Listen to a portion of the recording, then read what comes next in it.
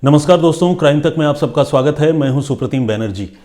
आज मैं आपको क्राइम की एक कहानी तो सुनाऊंगा, लेकिन उससे पहले मैं तुनिशा शर्मा सुसाइड केस के बारे में आप लोगों से बातचीत करना चाहता हूं। और ये बातचीत बेसिकली उन्हीं खबरों को दोहराना नहीं है जो खबर पहले से आप लोगों को पता है, बल्कि इस केस में कुछ ऐसे अनसुलझे सवाल हैं जिनका जवाब फिलहाल पुलिस को ढूंढना बाकी है। मैं उन्हीं सवालों की चर्चा करूंगा और वो सवाल इस मामले को किस तरह से कॉम्प्लिकेट करते हैं, यानी उलझाते हैं, मैं उसकी बात करूंगा। पूरी कहानी आप लोग क्राइम तक पर लगातार देख रहे होंगे और कल रात को भी शम्स सर जब अपनी पेशकश लेकर आए थे तो उन्होंने तुनिशा शर्मा सुसाइड केस के बारे में आप लोगों से बातचीत की थी। तो आइए अब उससे आगे की बात करते हैं और कुछ सवालों की चर्चा करते हैं, और इसे आप एक तरह से इस केस को लेकर मेरा जो व्यक्तिगत एनालिसिस है, मेरा जो व्यक्तिगत विश्लेषण है, आप इसे वो भी समझ सकते हैं। और उसके बाद एक बहुत ही चौंकाने वाली क्राइम की स्टोरी आपको सुनाऊंगा। ऑल्दो वो स्टोरी थोड़ी छोटी होगी क्योंकि पहले मैं तुनिशा केस के बारे में बात करने वाला हूं, लेकिन वो केस जो है शॉकिंग ज़रूर है, जिसे सुनकर आपको हैरानी भी होगी। तो आइए पहले तुनिशा सुसाइड केस से शुरू करते हैं। सबसे पहले आपको ब्रीफ बताता हूं।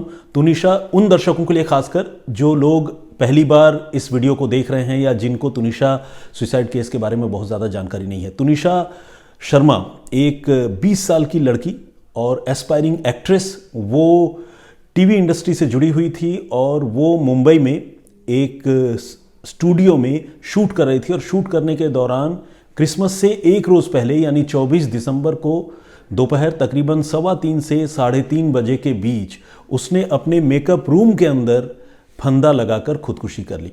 और इस खुदकुशी के पीछे जो वजह बताई गई वो बताया गया तुनिशा के को स्टार शीजान खान को। ये आरोप लगाया गया शीजान पर कि शीजान ने जो है ब्रेकअप कर लिया तुनिशा के बहुत करीब आने के बाद, और इस ब्रेकअप के सदमे को तुनिशा बर्दाश्त नहीं कर पाई, जिसके चलते उसने खुदकुशी कर ली। शीजान के खिलाफ पुलिस ने तुनिशा के घर वालों की शिकायत पर रिपोर्ट भी दर्ज कर ली और उसे गिरफ्तार कर लिया गया है। ये तो रही इंफॉर्मेशन की बात, ये तो रही घटना की बात। लेकिन अब इससे उपजे सवालों पर बात करते हैं। सबसे पहले तो सबसे बड़ा सवाल यह है कि आखिर शीजान ने अचानक तुनिशा से ब्रेकअप क्यों किया। तो पुलिस की पूछताछ में शीजान ने जो बात बताई है, और इससे पहले शीजान से तुनिशा की मां ने भी बातचीत की थी और उनकी मां ने भी ये पूछा था कि तुम क्यों ब्रेकअप कर रहे हो मेरी बेटी के साथ, मेरी बेटी के साथ तुम्हारे इतने अच्छे रिलेशन हैं, तुम लोग इतने अच्छे दोस्त हो, इतने करीब हो, क्यों ब्रेकअप कर रहे हो। तो शीजान ने जो दलील दी थी वो दलील ये थी कि दोनों चूंकि अलग अलग धर्म से हैं और शीजान का और तुनिशा के एज के बीच में काफ़ी गैप है, इसलिए वो ब्रेकअप कर रहा है। तो सबसे पहले तो आपको यही बता दूं कि तुनिशा जो है वो 20 साल की है और शीजान की उम्र 27 साल की है। तो आज की तारीख में जब बहुत से रिलेशनशिप जिनके बारे में हम सोच नहीं सकते, वो रिलेशनशिप जो है वो एक मुकाम तक पहुंचते हैं, महज 7 साल का गैप होने की वजह से कोई लड़का किसी लड़की के साथ जो अच्छे इंटीमेट रिलेशनशिप में हो अचानक ब्रेकअप कर ले, ये बात गले से नीचे नहीं उतरती है।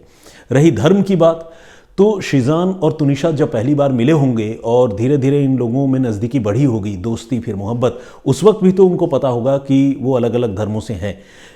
तो ऐसे में ये जो दो बातें हैं कि धर्म की वजह से और एज की वजह से ब्रेकअप कर लेना, ये बात जो है वो गले से नीचे नहीं उतरती है। और अब जो तुनिशा की मां है उन्होंने ये इल्ज़ाम लगाया है कि शीजान जो है उनकी बेटी को चीट कर रहा था, धोखा दे रहा था। कहने का मतलब ये कि शीजान एक तरफ तो तुनिशा के साथ रिलेशनशिप में था और दूसरी तरफ शीजान जो है वो दूसरी लड़कियों के भी करीब था, उन्हें भी डेट कर रहा था और उनकी बेटी को इसके बारे में पता चल गया था।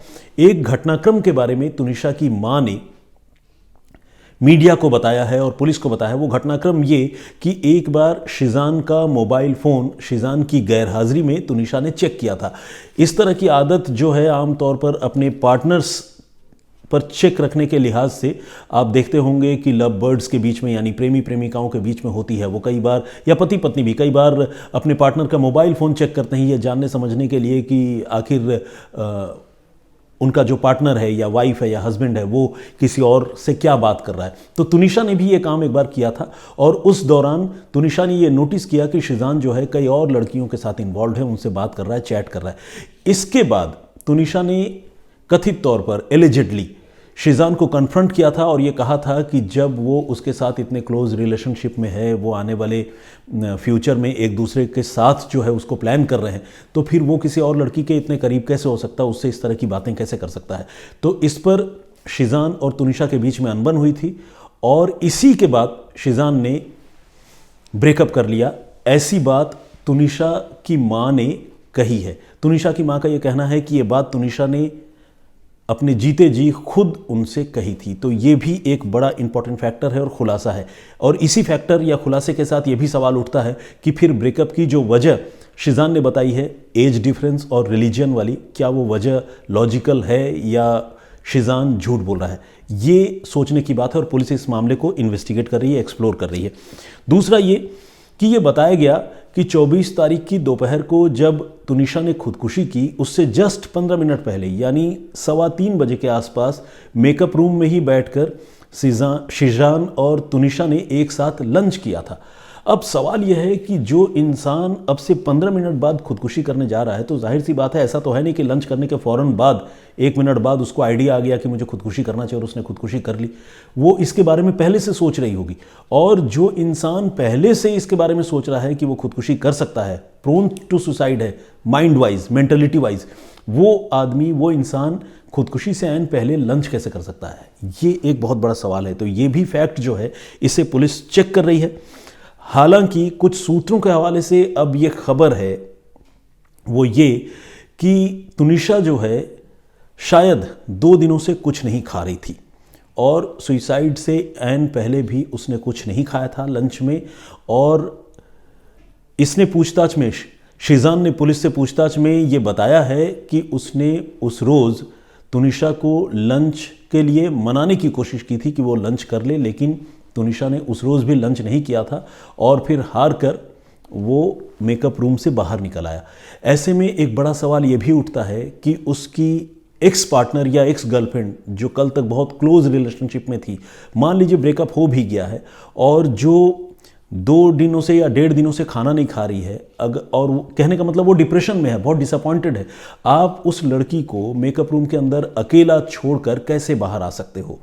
खासकर तब जब एक और फैक्ट सामने आया, जिस फैक्ट के बारे में शीजान को जानकारी थी, वो ये कि तुनिशा ने इसी ब्रेकअप वाले इंसिडेंट के बाद एक बार पहले भी सुसाइड करने की कोशिश की थी और इसके बारे में शीजान ने ही कथित तौर पर तुनिशा की मां को बताया था। तो एक लड़की जो प्रोन टू सुसाइड है, पहले एक बार खुदकुशी की कोशिश कर चुकी है, जो तकरीबन 1.5 या 2 दिनों से खाना नहीं खा रही है और खुदकुशी से ऐन पहले उस लड़की को वो अकेला छोड़कर चला आता है, वो भी एक क्लोज डोर एनक्लोजर में, एक बंद कमरे में।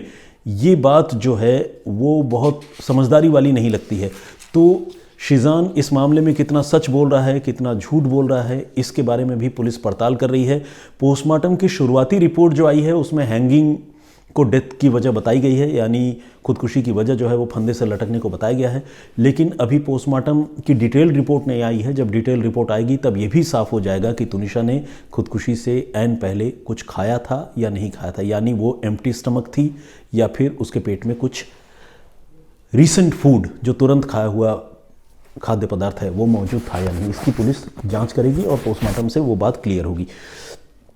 एक बात यह भी है कि जिसके साथ तुनिशा कोर्टशिप में थी, जिसके साथ तुनिशा का रिलेशनशिप था और फिर जिसके साथ उसका ब्रेकअप हो गया, ब्रेकअप होने के बाद आम तौर पर लोग जो है एक दूसरे से आंख तक नहीं मिला पाते।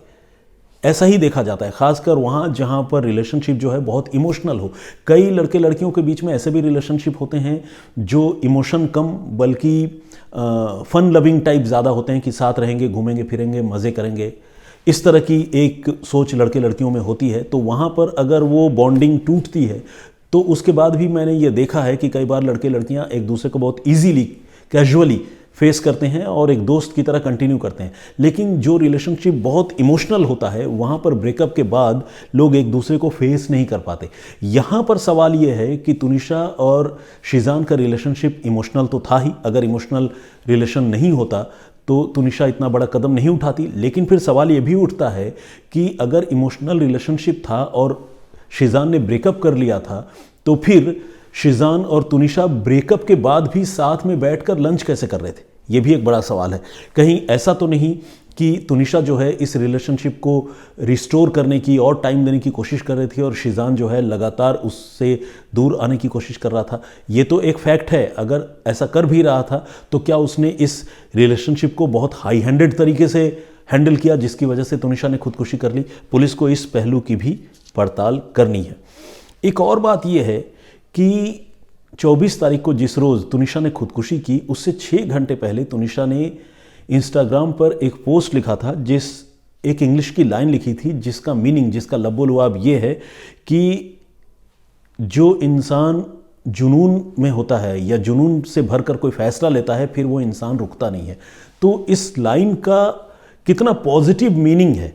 कहने का मतलब ये कि कोई इंसान जब आउट ऑफ पैशन समथिंग या कोई भी चीज़ फॉलो करता है तो फिर वो उस चीज़ को कॉन्कर करता है, हासिल करता है, वो रुकता नहीं है। तो इस लाइन में बहुत ही ज़्यादा पॉजिटिविटी है, बहुत ही ज़्यादा फ्यूचर को लेकर उम्मीद है। तो अगर ऐसी पंक्ति कोई लड़की अपने खुदकुशी से 6 घंटे पहले पोस्ट करती है और 6 घंटे बाद वो खुदकुशी कर लेती है तो ये भी उसके जहनी हालत को लेकर जो है एक बहुत ही कंट्रडिक्शन, जिसे कहते हैं कि विरोधाभासी तस्वीर जो है वो सामने रखती है। साथ ही खुदकुशी से महज 1 घंटे पहले तुनिशा ने अपने मेकअप रूम का वीडियो जो है वो सोशल मीडिया पर अपलोड किया था जिसमें वो बहुत खुश नज़र आ रही थी और मेकअप करवा रही थी शूट से पहले। तो जो लड़की खुदकुशी करने वाली है वो लड़की मेकअप करवा रही है और उसका वीडियो भी अपलोड कर रही है। चलिए मान लेते हैं कि मेकअप करवाना उसके रूटीन का हिस्सा था, उसको रोज़ काम करना पड़ता था, लेकिन रूटीन का हिस्सा या ड्यूटी का हिस्सा ये तो नहीं था कि वो इंस्टाग्राम में पोस्ट अपलोड करे। और जिस लड़की को अपनी ज़िंदगी ख़त्म ही करनी है उसे फिर अपनी ड्यूटी के बारे में भी क्या सोचना है। तो इसीलिए यहाँ पर भी एक बहुत ही हैरानी की बात या कॉन्ट्रडिक्शन वाली बात लगती है कि जो लड़की पॉजिटिविटी से भरे हुए पोस्ट करती है, पॉजिटिविटी से भरे हुए वीडियोज़ अपना अपलोड करती है, वो चंद मिनटों या घंटों के अंदर जो है सुसाइड कर लेती है। ये कोई कैसे कर सकता है? ये एक बहुत बड़ा सवाल है।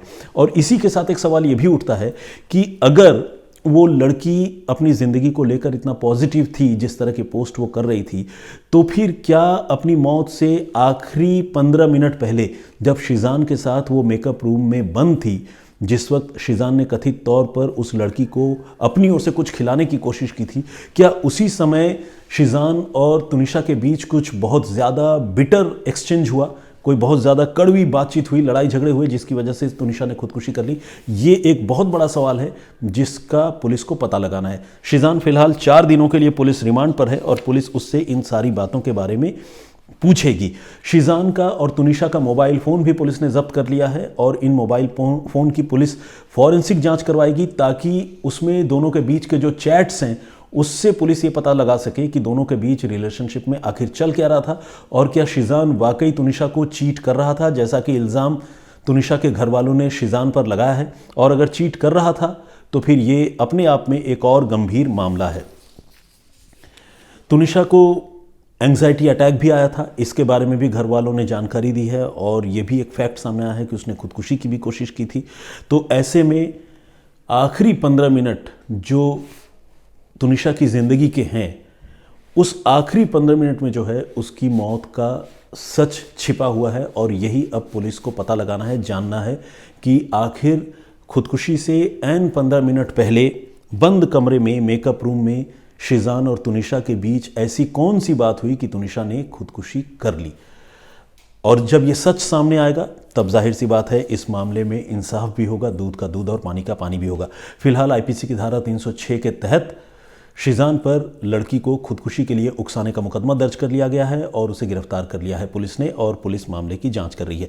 आगे इस मामले में अगर कोई बहुत रिमार्केबल अपडेट होता है या फिर कोई शॉकिंग जानकारी सामने आती है तो उसके बारे में भी मैं आप लोगों को अपडेट करूंगा और अगर मैं न भी करूं तो हमारी क्राइम टीम और क्राइम तक पर आप उसके अपडेट देख या सुन पाएंगे। तो फिलहाल तुनिशा केस पर इतना ही। तुनिशा केस को लेकर यही मेरा पर्सनल एनालिसिस है। ये एनालिसिस या इस केस को लेकर उभरे ये जो सवाल हैं इस पर आप क्या सोचते हैं और मेरा जो नज़रिया है उस पर आपकी क्या राय है, प्लीज़ कमेंट बॉक्स में लिखकर ज़रूर भेजिएगा। और अब क्राइम की एक दूसरी कहानी, एक ऐसी कहानी जो चौंकाती है। घटना सूरत की है और इस घटना में जो किरदार है उनकी आइडेंटिटी मैं आप सबके सामने नहीं रख सकता, रिवील नहीं कर सकता, क्योंकि मैं कानून से बंधा हुआ हूं और ये कहानी जो है एक HIV पेशेंट की है और इसीलिए उनकी आइडेंटिटी मैं रिवील नहीं कर सकता। सूरत में हुआ ये कि एक महिला अचानक अपने घर में बेहोश हो गई और बेहोश होने के बाद उसे घर के लोग अस्पताल लेकर आए। जब अस्पताल लेकर आए तो उसका इलाज डॉक्टरों ने शुरू किया और उसे होश में लाने की कोशिश शुरू हुई। फाइनली कुछ देर बाद वो होश में भी आई और होश में आने के बाद उसने जो बात डॉक्टरों को बताई वो बहुत चौंकाने वाली थी। उसने ये बताया कि उसके पति ने आज अचानक उसे एक इंजेक्शन दे दिया और उस इंजेक्शन में कोई खून जैसी चीज़ भरी हुई थी। ये एक बहुत ही हैरानी वाली बात थी कि कोई हस्बैंड अपने वाइफ को अचानक ज़बरदस्ती कोई इंजेक्शन कैसे लगा सकता है, और वो भी तब जब इंजेक्शन में कोई दवा नहीं, कोई मर्ज़ वाली बात नहीं, खून भरा हुआ हो। तो ये बात जो है बहुत रहस्यमयी भी थी और बहुत हैरान करने वाली थी। तो ऐसे में डॉक्टरों ने पुलिस को इन्फॉर्म किया और पुलिस ने इस मामले की जांच शुरू की, उस इंजेक्शन के बारे में पता करना शुरू किया और फाइनली पुलिस ने उस महिला के पति को इंटरसेप्ट किया, हिरासत में लिया और उससे पूछताछ की। और जब पूछताछ हुई तो महिला के पति ने जो बताया उसे सुनकर सबके पैरों तले की ज़मीन खिसक गई। महिला के पति ने यह बताया कि उसने अपनी बीवी को HIV इन्फेक्टेड खून जो है वो इंजेक्ट कर दिया है, यानी HIV से पीड़ित किसी मरीज़ का खून लाकर उस आदमी ने अपनी बीवी की रगों में डाल दिया है इंजेक्शन से ज़बरदस्ती। ऐसा कोई कैसे कर सकता है, खासकर अपनी लाइफ पार्टनर के साथ क्यों करेगा? और इस इतनी घटिया और इतनी ख़तरनाक सोच किसी आदमी के दिमाग में कैसे आ सकती है? तो इसके बारे में जब उसके पति से पूछताछ हुई तो उसके पति ने पुलिस को ये बताया कि उसे शक था कि उसकी बीवी जो है किसी और आदमी से बात करती है, उसके साथ इन्वॉल्व है, और चूंकि उसे शक है कि उसकी बीवी किसी और के साथ इन्वॉल्व है तो अपनी बीवी को मज़ा चखाने के लिए और एक दर्दनाक मौत देने के लिए कि उसकी बीवी तिल तिल कर मरे, इसलिए उसने उसे HIV का इन्फेक्टेड ब्लड का इंजेक्शन लगाया है। ये बात जब उसने पुलिस को बताया तो ऑब्वियस सी बात है पुलिस ने उसे गिरफ्तार कर लिया और फिलहाल वो पुलिस के शिकंजे में है। लेकिन इसी के साथ एक और बड़ा सवाल ये उठता है कि HIV इन्फेक्टेड आदमी का खून इस सिरफिरे पति को कहाँ से मिला? तो इसका भी जवाब जो है वो बहुत चौंकाने वाला है। ये इतना शातिर दिमाग शख्स है कि इसने सूरत के सरकारी अस्पताल में जो HIV वार्ड है ये वहाँ पर गया और वहाँ पर जाने के बाद इसने एक मरीज़ को अपने झांसे में लिया। इसने उस मरीज़ से कहा कि अगर वो अपना खून जो है, थोड़ा सा ब्लड का सैंपल उसे प्रोवाइड करे, देने के लिए तैयार रहे, तो वो उसकी सारी बीमारी दूर कर देगा, उसके पास कुछ अलौकिक शक्तियाँ हैं। ये कहकर उसने एक HIV पेशेंट को झांसे में लिया।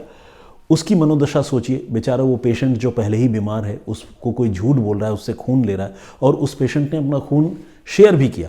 इसने ब्लड जो है इंजेक्शन लेकर उसकी रगों से, उस HIV पेशेंट की रगों से खुद निकाल लिया, अपने पास रखा और उस दिन तो उसे मौका नहीं मिला, लेकिन वेरी नेक्स्ट डे इस आदमी ने अपनी बीवी को HIV इन्फेक्टेड इंजेक्शन लगा दिया। आज जब मैं आपको ये कहानी सुना रहा हूँ तो अब से मैं एग्जैक्ट डेट तो आपको नहीं बताऊंगा, लेकिन बस आप इतना मानिए कि अब से 2 या 3 दिन पहले की ये बात है जब इस सिरफिरे पति ने अपनी बीवी को वो HIV इन्फेक्टेड इंजेक्शन लगाया था। फिलहाल पुलिस ने उसके पति को गिरफ्तार कर लिया है और इस तरह बीवी को बीमार करने और उसकी जान लेने की ये जो साजिश है उसके मोटिव का भी खुलासा कर लिया है। बीवी का फिलहाल ट्रीटमेंट चल रहा है और इस मामले की जांच आगे चल रही है। बहुत मुमकिन है कि इस गुनहगार पति को सज़ा होगी और कानून जो है उसे कड़ी सज़ा देगी। मेरे हिसाब से तो ये मामला फ़िलहाल 307 यानी कत्ल की कोशिश का बनता है और इस मामले में आने वाले दिनों में भगवान न करे जब भी उस महिला की जान जाएगी तो शायद उसके पति पर 302 का मुकदमा भी दर्ज होगा, कत्ल का मुकदमा दर्ज होगा। ऐसे में आपको बताऊं कि HIV होने का मतलब ये नहीं है कि इंसान की मौत जो है वो निकट भविष्य में तय है, बल्कि HIV पीड़ित लोग भी दवाओं के ज़रिए और एक संतुलित जीवन शैली के ज़रिए अपने ज़िंदगी के टाइम स्पैन को काफ़ी लंबा कर सकते हैं। इसीलिए इस बीमारी से घबराने की नहीं बल्कि पूरी मजबूती से उसका मुकाबला करने की ज़रूरत है। ये जितनी समझ मुझे HIV को लेकर है मैं वो बात आपसे साझा कर रहा हूँ। ये मेरा पर्सनल पॉइंट ऑफ व्यू है एंड आई होप कि मैंने सही जानकारी साझा की है। और ये घटना जो है ये अपने आप में बहुत शॉकिंग है, बहुत हैरान करने वाली है। कोई आदमी किसी के साथ इस तरह से पेश आए, बिल्कुल वहशियाना तरीके से, ये सारी चीज़ें बहुत विचलित और परेशान करती है। इस घटना पर आपकी क्या राय है, क्या सोचते हैं, और इस पति के साथ अब कानून के मुताबिक क्या सलूक होना चाहिए, ये भी आपकी राय मैं जानना चाहूँगा। प्लीज़ कमेंट बॉक्स में अपनी बात लिखकर ज़रूर भेजिएगा। और जो तुनिशा के बारे में मैंने आपको बातें बताई उस पर आप क्या सोचते हैं, प्लीज़ उसका भी जवाब ज़रूर दीजिएगा। मुझे आपके जवाब और कमेंट्स का इंतज़ार रहेगा। आइए अब जल्दी से कुछ कमेंट्स पढ़ता हूं जो मेरे प्रीवियस वीडियो में थे। वो वीडियो जो अमेरिका के बारे में था, अमेरिका में एक बुज़ुर्ग सज्जन की हत्या जो है एक किलर ने, एक कातिल ने कर दी थी, और उस हत्या के 30 सालों के बाद वो कातिल जो है फिंगरप्रिंट की वजह से पकड़ा गया था। तो वो कहानी है। सुरेश परिहार जी ने हेलो सर लिखा है। डेयर डेविल, इन्होंने लिखा है कि इलियोनियोस जो है वो अमेरिका का वो टाउन या वो शहर है जिसमें एस जो है वो साइलेंट है, तो इसीलिए उसको प्रोनाउंस करना चाहिए इलियोनॉय। तो खैर ये मुझे नहीं पता था। डेयर डेविल के नाम से एक आईडी है। Thank you very much for your information. मैं आगे से इलियोनॉय ही प्रोनाउंस करूँगा। Thank you very much. Pourna Chattoraj के नाम से एक कमेंट है। उन्होंने लिखा है, जौखून मारे होरी तो राखे के एटाई बोलबो। ओके, इन्होंने ये लिखा है, बेसिकली एक बांग्ला प्रोवर्ब इन्होंने लिखा है जिसमें ये लिखा है कि जाको राखे साइया मार सके ना कोई। उसका हिंदी ट्रांसलेशन यही है, मतलब जिसको भगवान बचाता है उसे कौन मार सकता है। तो खैर ये एग्जैक्टली यहाँ पर तो जेल नहीं करता, क्योंकि मरने वाला तो बेचारा मर गया, उसकी तो जान चली गई, उसका कत्ल हो गया। लेकिन हाँ, ये ज़रूर है कि जो गुनहगार था वो देर सवेर, बहुत देर हुआ, 30 साल हुई, लेकिन वो पकड़ा गया। तो खैर कमेंट के लिए बहुत धन्यवाद पर्णा जी। सुशांत एसडी के नाम से एक आईडी है और इन्होंने आवाज़ की तारीफ़ की है। Thank you very much. Chetna Mishra ji, आप हमारी रेगुलर व्यूअर हैं, मैं आपको याद करता हूँ, रिकॉग्नाइज करता हूँ। Thank you very much for commenting. Permaculture farming, नमस्कार सुप्रतिम जी, मैं गुरजीत सिंह सिद्धू लुधियाना पंजाब से आपकी कहानियाँ रोज़ सुनता हूँ और मुझे आपकी कहानी सुने बिना नींद नहीं आती। Thank you very much Sidhu साहब। लुधियाना से मेरी बहुत खूबसूरत यादें जुड़ी हुई है। मैं जब अपने होम टाउन जमशेदपुर से निकला, उसके बाद मेरी पहली पोस्टिंग लुधियाना में ही एज ए जर्नलिस्ट रही और मैंने लुधियाना में बहुत कुछ देखा और सीखा। जमशेदपुर के बाहर एक इतना क्राउडेड और बड़ा शहर, वहाँ पर जाकर अचानक मेरे लिए काम करना बहुत चैलेंजिंग था। तो लुधियाना से बहुत खूबसूरत यादें जुड़ी हुई हैं और वहाँ मेरे बहुत अच्छे अच्छे दोस्त भी हैं। Thank you very much. Ashfaq Khan साहब ने भी कमेंट किया है, थैंक यू वेरी मच। बालक राम पंचम जी का भी कमेंट है। मनोज प्रभाकर, अजय कुमार मल्लिक, इन्होंने बांग्ला में कमेंट किया है। कोमल साहनी का कमेंट है। संगीता साहू जी ने भी कमेंट किया है। गुरपाल छिन्ना का भी कमेंट है, thank you very much. Coolest bad boy भी हैं, कूलेस्ट भी हैं। तो खैर इन्होंने भी कमेंट किया है। और ओके इन्होंने न सिर्फ कमेंट किया है, इन्होंने ये भी कहा है कि मैं जो है शब्द का इस्तेमाल कर करके मैंने कहानी को बर्बाद कर दिया है। तो खैर ये इनका नज़रिया है और मुझे लगता है कि हर आदमी की का अपना फ्रीडम है कि वो अपनी राय दें। तो आपके इस कमेंट का भी मैं बहुत बहुत स्वागत करता हूँ। प्रवीण बंदे जी, इन्होंने मेरी क्रिसमस विश किया है, थैंक यू वेरी मच, आपको भी बहुत शुभकामनाएं। अमृति जी, इन्होंने लिखा है, मेघा अमृत रेवनकर, इनकी पत्नी का बर्थडे है, मैं ज़रूर विश करूं। तो ठीक है, बहुत बहुत शुभकामनाएं मेघा जी, और आपको भी जिन्होंने ये कमेंट किया है। तो अमृत जी, आपको भी बहुत बहुत शुभकामनाएं, बहुत बधाई। आपको अपनी धर्मपत्नी के जन्मदिन पर उनको कोई बढ़िया सा गिफ्ट दीजिए, पार्टी वार्टी कीजिए, मेरी शुभकामनाएं। Indian army, I love my India, बहुत बड़ा आईडी है, उससे भी कमेंट आया है, थैंक यू वेरी मच। रेखा भट्ट जी, माधव वाघ, विनीत रैना जम्मू से हैं। परूप श्रेष्ठा जी, देव दिल्ली दर्शन के नाम से भी कमेंट है, thank you very much. Fauzia Khan, Abu Jain, Shailesh Panchal, cricket ज्ञान, मरियम मोहम्मद, गुगली शुगली, मानमोहनी,